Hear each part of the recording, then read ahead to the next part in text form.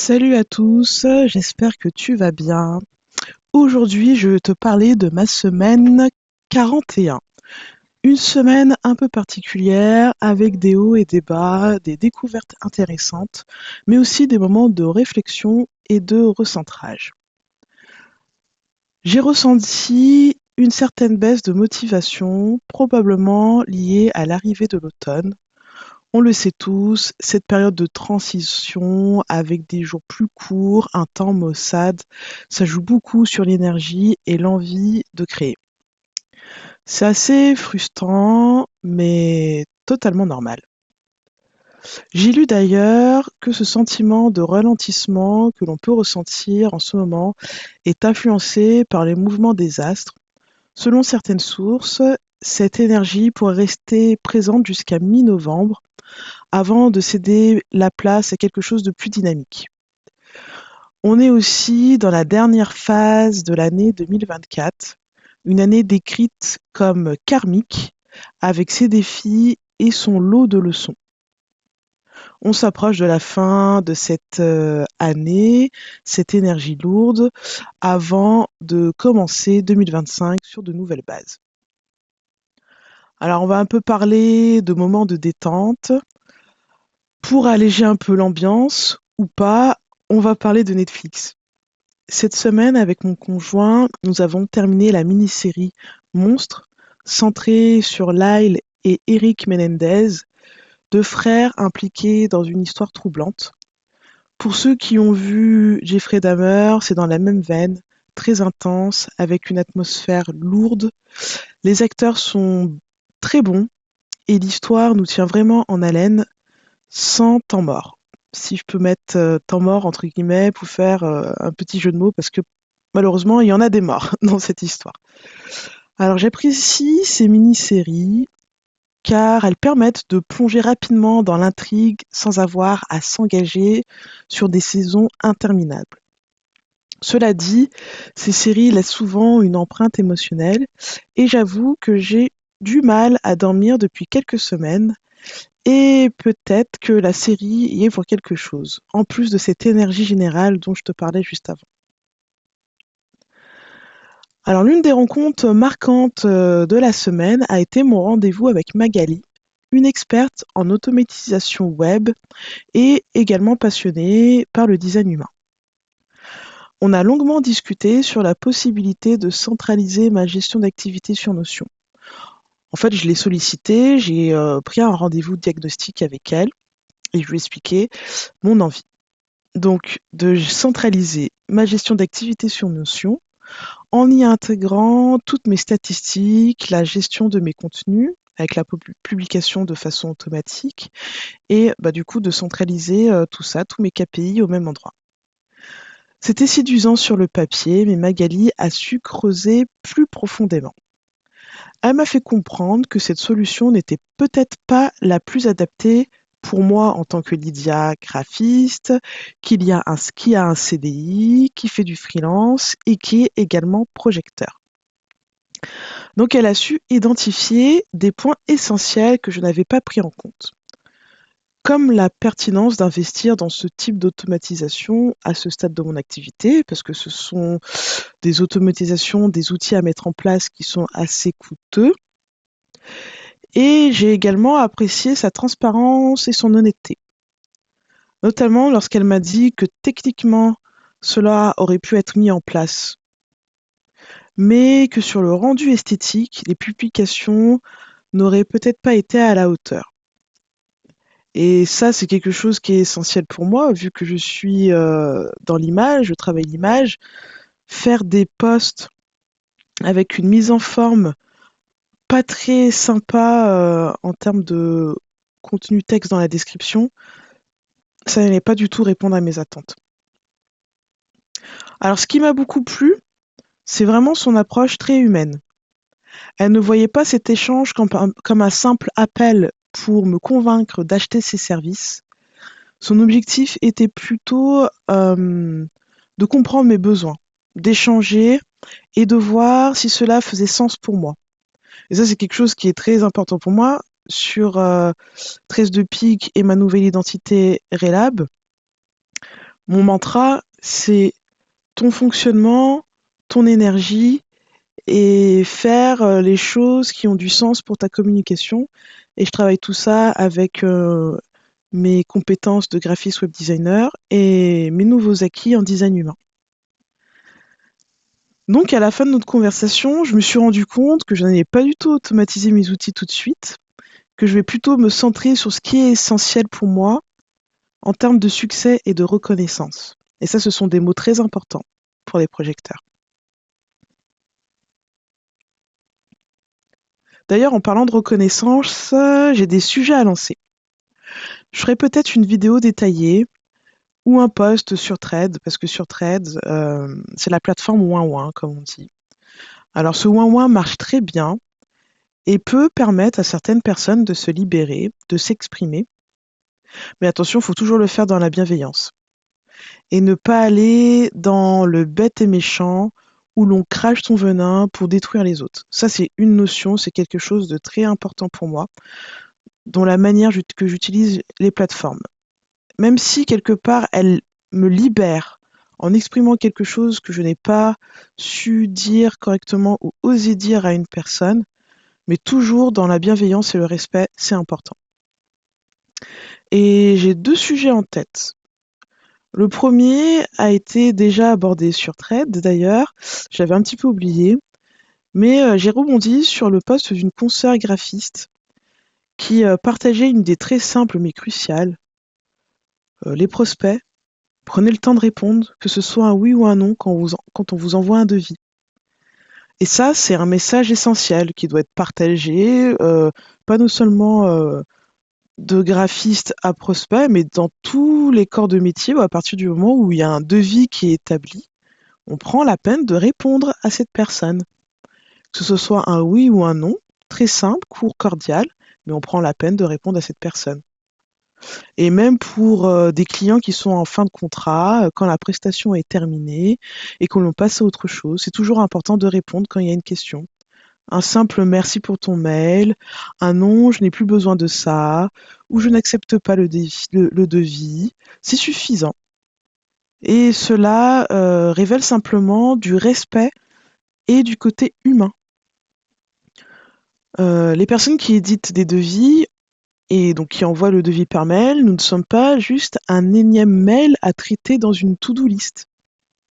Je peux comprendre qu'il y ait des impératifs et des priorités, mais répondre, même si cela peut prendre un tout petit peu de temps, apporte une fermeture saine et humaine à une collaboration ou à un non-début de collaboration quand on est dans la place de prospect.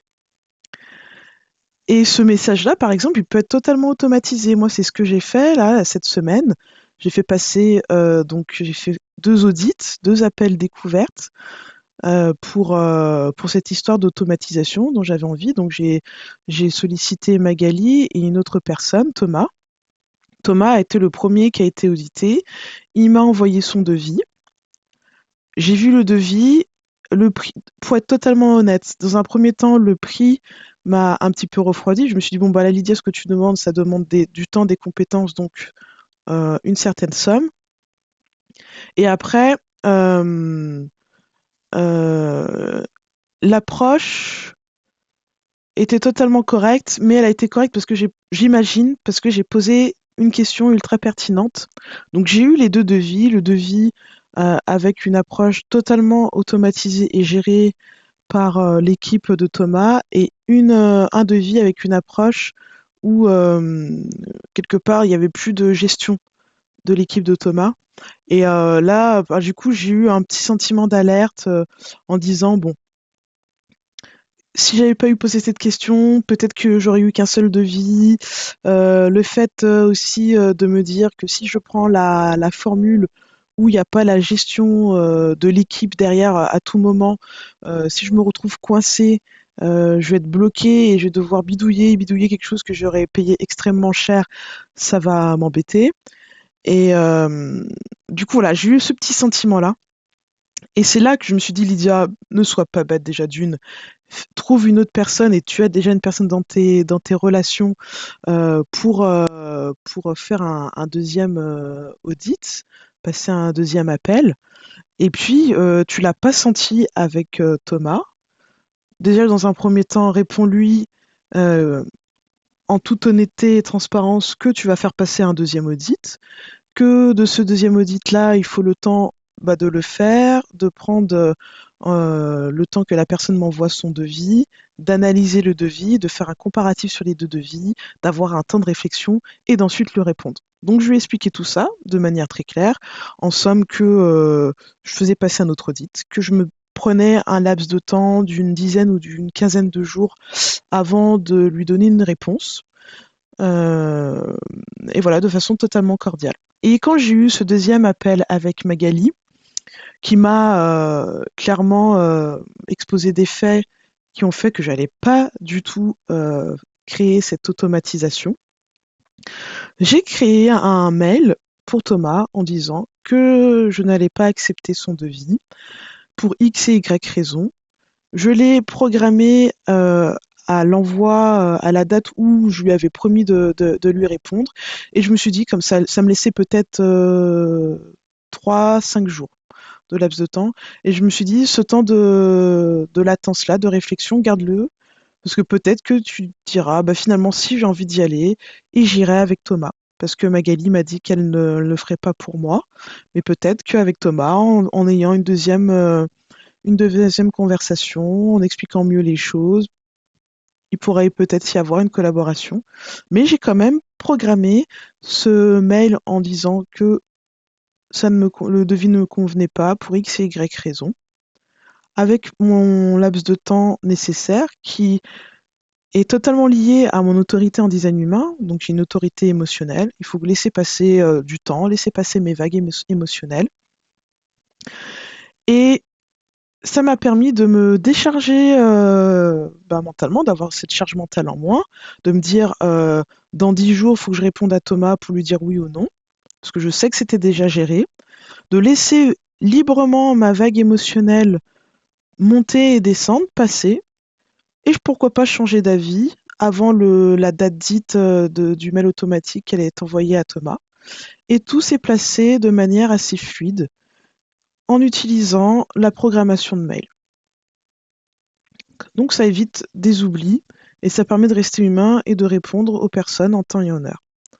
Donc ma consoeur qui s'appelle Salomé, qui est donc graphiste comme moi, partageait ce point de vue-là, qu'il faut arrêter de ghoster. Un simple oui ou un simple non. C'est tout ce qu'il faut. Et cela, pour moi, touche directement à la santé mentale et émotionnelle. Le respect de ses collaborateurs, qu'ils soient futurs, présents ou passés, c'est un minimum. J'ai également eu un retour inattendu et une leçon d'écoute. C'est comme ça que j'appelle ça. Alors je pense que dans toute situation, surtout dans des situations où il y a un bousculement émotionnel, il est important de prendre du recul dans le but d'améliorer les choses et de ne pas tout prendre personnellement. J'ai vécu 2 situations similaires à mon sens où le manque de reconnaissance m'a marquée. D'un côté, une cliente à moi donc, qui a demandé de l'aide gratuite à sa communauté pour la débloquer dans une situation précise alors que je suis la référente de ce projet, de son projet. Et de l'autre côté, une créatrice de contenu qui a mal pris un commentaire constructif que je lui ai laissé sous une vidéo. Et du coup, elle a interprété mes remarques comme une attaque personnelle. Dans ces 2 cas, il s'agit d'un sentiment commun, le manque de reconnaissance de l'effort apporté, d'un partage gratuit ou de l'expertise d'une d'une expertise professionnelle. Ce message de la créatrice de contenu m'a permis de comprendre le sentiment que j'avais eu vis-à-vis de ma cliente. Et quelque part de mieux analyser son comportement, le pourquoi qu'elle a recherché la gratuité. Et en fait, je pense que tout simplement, elle a recherché cette gratuité parce qu'elle a de la reconnaissance vis-à-vis de mon expertise et qu'elle avait pleinement conscience que mon intervention serait effectuée. Et qu'elle avait pleinement conscience que mon intervention serait facturée. C'est même elle qui m'a demandé, une fois que je lui ai dit que le projet avait été débloqué, Lydia, je te dois combien? C'est pas moi qui ai dû la relancer ou lui expliquer que voilà, cette intervention avait nécessité tant d'heures de travail et du coup, ces heures de travail correspondent à tant d'heures de facturation. Et du coup, ce que je comprends maintenant, après avoir reçu en pleine poire l'aigreur de cette créatrice de contenu, l'aigreur qu'elle a ressentie en lisant mon commentaire et du coup qu'elle a retranscrit en répondant à mon commentaire, c'est exactement le même sentiment que j'ai eu d'être flouée face au comportement de ma cliente. Bon, du coup, même si tes mots et ton analyse suite à mon message ont été durs, bah, je te remercie quand même, toi, cette créatrice de contenu, de m'avoir fait me débloquer sur cette situation et cette vision vis-à-vis de ma cliente. Parce que cela me permet d'avoir la réflexion la plus importante pour moi, c'est-à-dire d'apaiser mon jugement, mon sentiment face à la situation vécue et d'être plus zen et compréhensive vis-à-vis de cette fameuse cliente. J'ai aussi, durant cette semaine, pris le temps pour moi, du temps pour moi, afin de m'apaiser. C'était avec un massage à Nocibé, un cadeau que j'ai reçu à Noël dernier et que je n'avais pas encore utilisé. Et c'était le moment parfait pour me recentrer et relâcher la pression.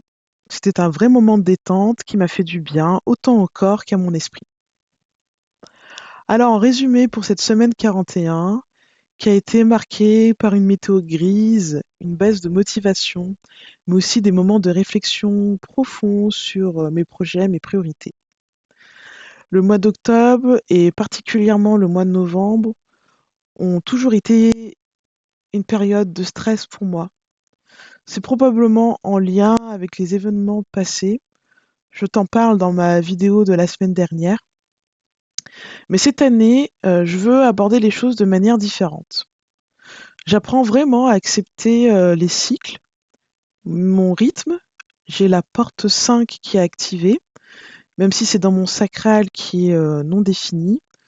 J'apporte quand même une attention particulière à cette porte 5, la porte des rythmes, qui est pour moi quelque chose d'important.